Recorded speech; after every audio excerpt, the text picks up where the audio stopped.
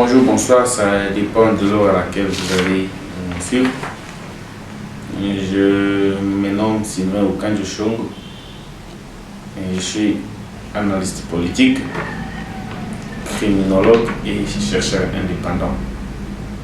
Aujourd'hui, je suis là pour répondre à quelques questions d'actualité que les Congolais se posent.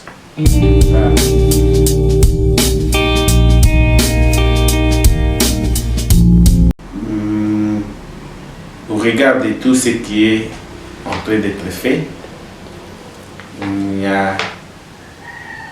tous les décors sont plantés pour que réellement nous puissions avoir les élections le 20 décembre 2023. Donc, la CENI a procédé à l'enrôlement des électeurs. Il y a eu convocation de l'électorat au niveau national, au niveau provincial et municipal. Et aujourd'hui, c'est clos la convocation de l'électorat au niveau présidentiel. Et au moment même où je vous parle, nous avons été informés que les kits de la CENI sont en train d'être déployés même dans la province du Haut-Katanga. Donc, tout montre qu'il y aura bel et bien les élections à la date prévue par les calendriers électoraux.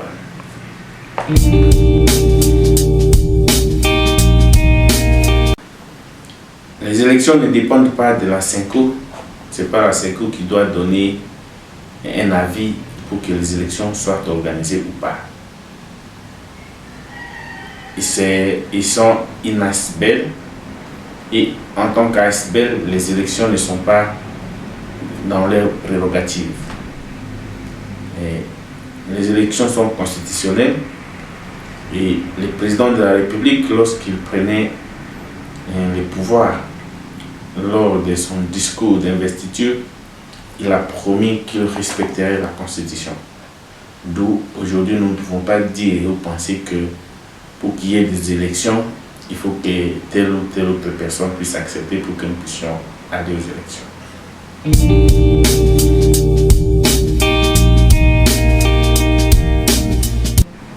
La population doit être prête et elle doit participer aux élections. Participer, c'est aller voter pour leur candidat, aller voter pour des personnes parce que c'est leur devoir. Et en tant que tel, ils ont la responsabilité ou l'obligation d'aller voter à tous les niveaux, commençant par le président de la République, les députés nationaux, les députés provinciaux, et voter même les conseillers communaux, chose qui est une innovation du président de la République, Félix-Antoine Tshisekedi. Parce que depuis que la Constitution a été promulguée en 2006, on n'avait que des maires de villes et des bourgmestres nommés. Et ces élections donnent réellement les pouvoirs à la population.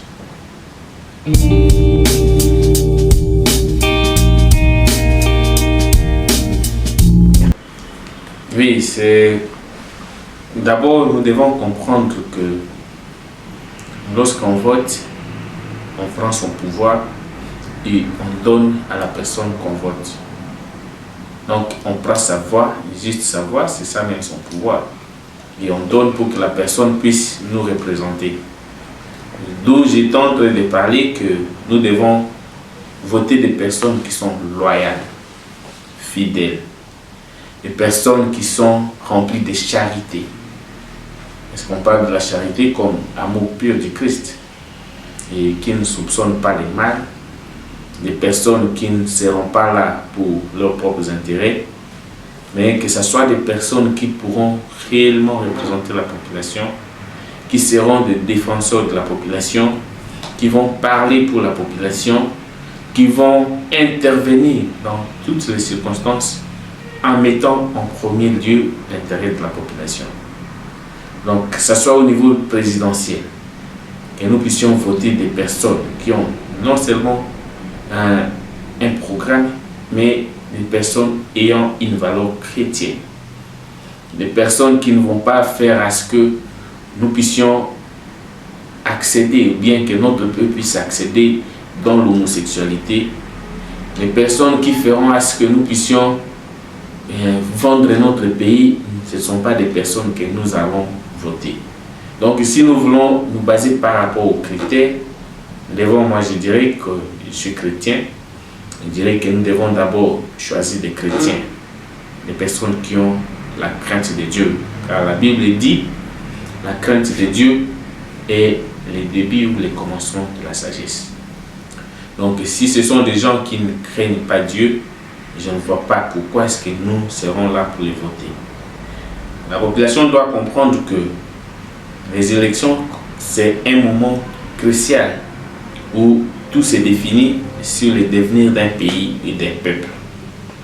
Si aujourd'hui nous votons des gens qui vont intégrer les genres, qui vont intégrer l'homosexualité ou le bisexualisme dans notre pays, nous voyons en quoi est-ce que nous sommes en train d'amener notre pays.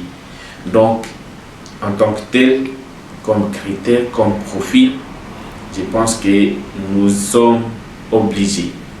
Nous sommes obligés 3 fois de voter des personnes qui ont des valeurs chrétiennes. C'est pourquoi la population ne doit pas se fier sur un polo, 10 000 francs, 20 000 francs, 100 000 francs pour 5 ans. Si nous voyons aujourd'hui les gens dire que les députés qu'ils ont votés ne font rien pour eux, c'est parce qu'ils ont déjà vendu leur avenir. Si aujourd'hui un député vient, il vous donne de l'argent pour que vous puissiez voter pour lui, prenez cet argent et ne votez pas pour lui, parce que vous comprendrez qu'il veut corrompre votre esprit, il veut vous corrompre pour que vous puissiez voter. Mais vous devez voter un programme. Des gens qui ont des programmes initiateurs, des gens qui vont travailler pour la population et des gens qui seront redevables pour la population. Et comme je le disais, que ces élections, c'est un moment crucial, parce que ça sera pour la première fois depuis que notre constitution a été promulguée que les animateurs de l'État seront des personnes qui seront votées à tous les niveaux. Donc ces élections viennent mettre fin au système de nomination. Nous n'aurons plus de maires de villes nommés, nous n'aurons plus de bourgmestres nommés qui, au lieu de travailler pour le peuple, seront en train de vouloir plaire à la personne qui les a nommés. Donc c'est vraiment un critère important parmi les critères que nous devons avoir pour que nous puissions voter les bons candidats. Pas des gens qui vont venir avec des discours, non, lorsque vous allez voter pour moi, je vais amener le ciel ici ou bien le paradis ici. Non, nous ne voulons pas de ce genre de discours. Que nous puissions avoir des personnes consciencieuses, des personnes qui désirent voter et qui désirent travailler pour la population. C'est de cette façon que moi, personnellement, en tant qu'analyste politique, je dis et je pense que ce soit de bonnes personnes qui pourront œuvrer pour le développement de notre pays, pour qu'il puisse réellement être un havre de paix, pour que nous puissions vraiment trouver tout ce dont nous avons besoin, au lieu que nous puissions aller ailleurs, que ce soit des personnes qui vont nous représenter à tous les niveaux.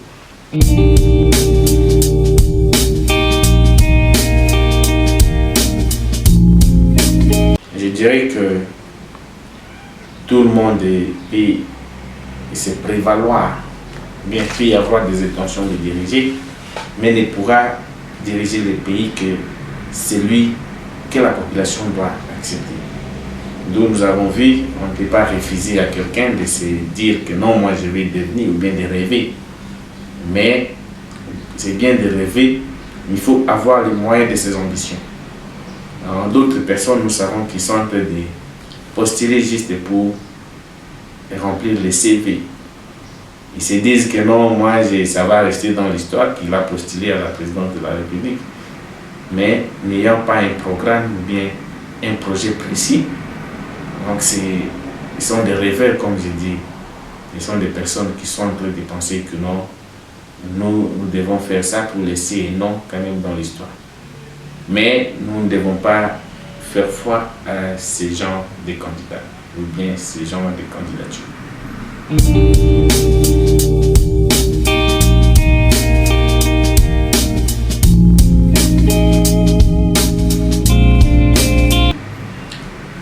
Oui, c'est une très bonne question.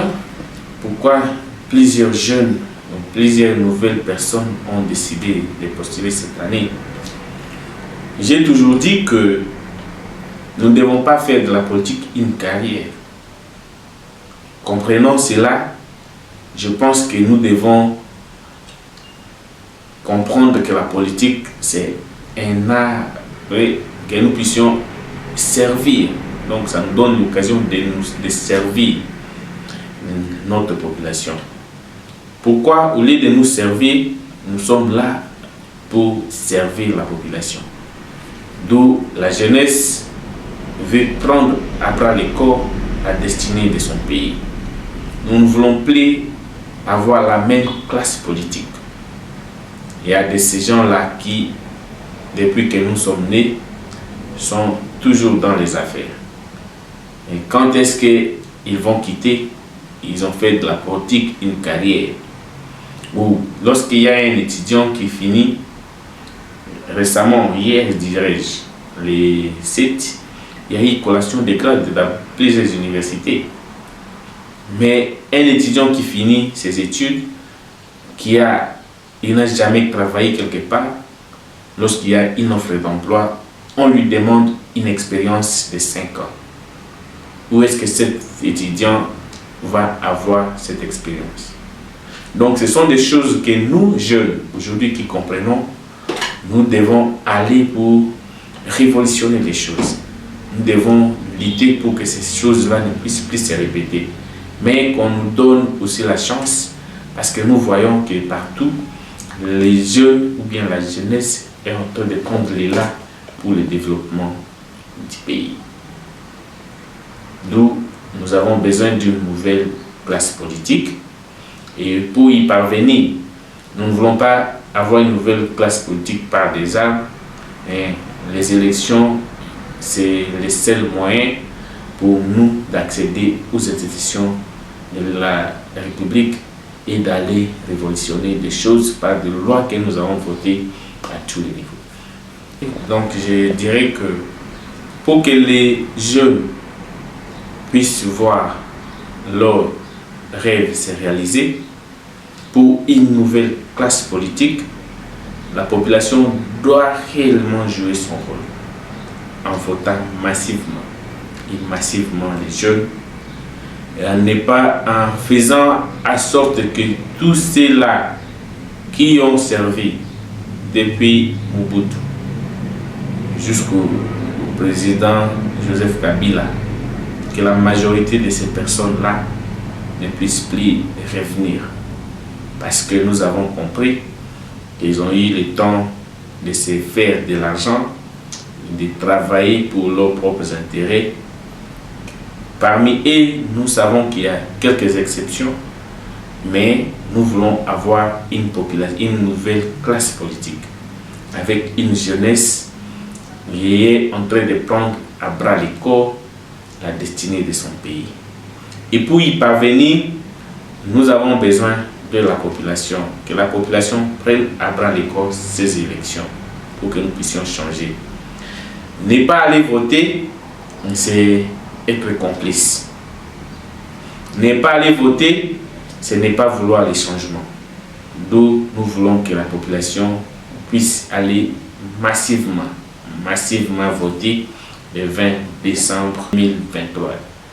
D'où c'est une obligation, c'est une exhortation, c'est une demande. Même si vous aviez dit que non, vous êtes mécontents parce que vous changez, vous voulez, vous votez, mais les choses n'évoluent pas. Donnez quand même la chance à la jeunesse. C'est pourquoi je vous ai dit que nous ne voulons pas des gens qui vont venir vous donner des polos, des gens qui vont venir vous donner tout ce qu'ils peuvent. Parce que nous jeunes, nous n'avons jamais travaillé avec les problèmes des expériences professionnelles, mais donnons quand même la chance à la jeunesse pour révolutionner les choses pour une nouvelle classe politique.